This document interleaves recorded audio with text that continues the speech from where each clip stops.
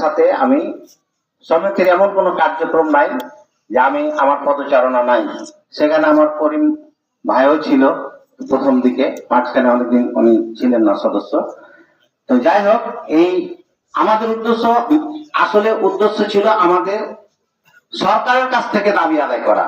এটাই ছিল আসলে মূল উদ্দেশ্য, যে আমাদের ৭০%, তারপরে ৮০%, তারপরে ৯০%, তারপর ৯৫%ও আটকে গেছে রয়েছে।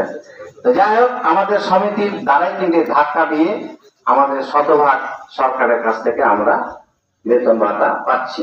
আমাদের এখন সমিতি রাখার উদ্দেশ্য হলো যে আমরা যেন সরকারের নিকট থেকে বিভিন্ন ভাবে আমরা জাতীয়করণ করতে পারি। এই হচ্ছে আমাদের উদ্দেশ্য, মুখ্য উদ্দেশ্য কিন্তু আমাদের এটি। কিন্তু আমরা সংঘবদ্ধ হয়ে থাকবো কি করে? এই জন্যই কিন্তু আমাদের মাসিক ১০০ টাকা করে আমরা জমা দিতাম।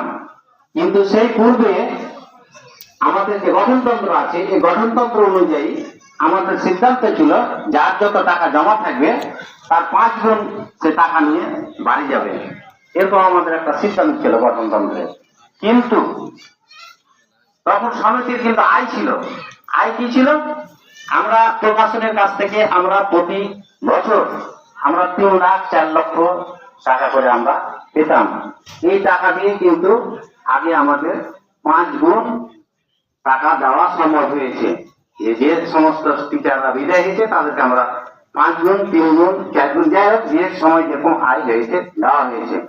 কিন্তু যখন প্রশাসনিক থেকে আমরা টাকা নেওয়া বন্ধ হয়ে গেল, তখন কিন্তু আমাদের আয় কমে গেল।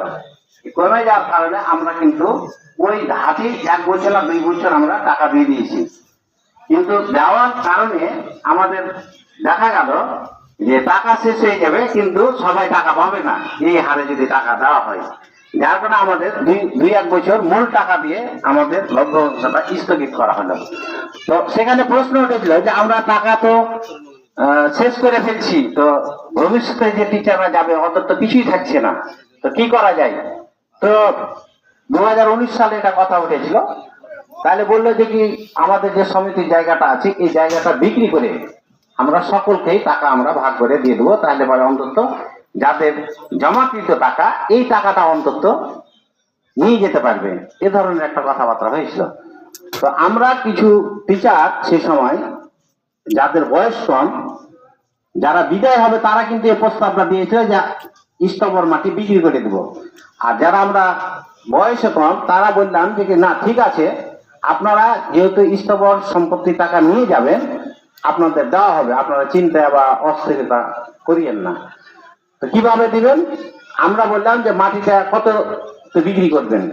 ওনারা বললেন যে পাশের মাটি বিক্রি হয়েছে ৯.৫ লক্ষ টাকাতে, এমপি পাপিয়া বিক্রি করেছে।